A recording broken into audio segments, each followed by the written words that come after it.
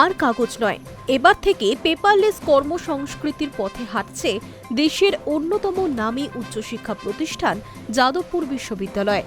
মঙ্গলবার রাতে এই সংক্রান্ত বিজ্ঞপ্তি জারি হয়েছে। সেখানে তাতে বলা হয়েছে, কর্মীদের ছুটির দরখাস্ত থেকে বিভিন্ন বিভাগের কাজকর্ম এবং অধ্যক্ষের কাছে জমা দেওয়া যাবতীয় রিপোর্ট বা আবেদন সবকিছুর জন্য চালু করা হচ্ছে নির্দিষ্ট ইমেল আইডি।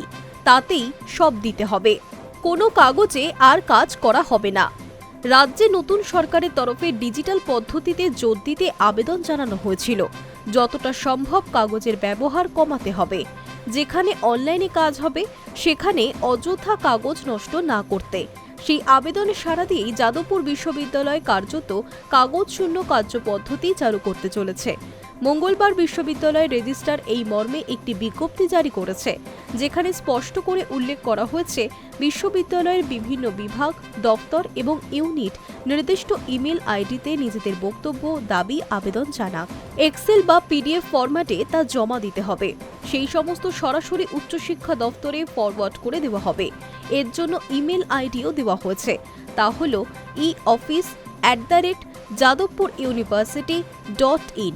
আপাতত রেজিস্ট্রারে অফিস থেকেই এই সমস্ত কাজ করা হবে।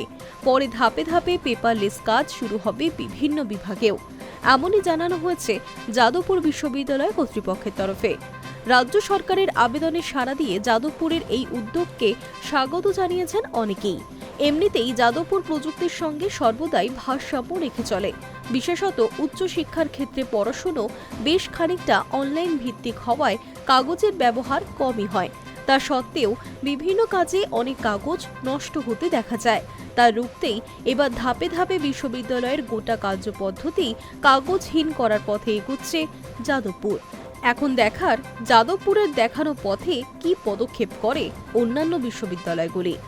High news network.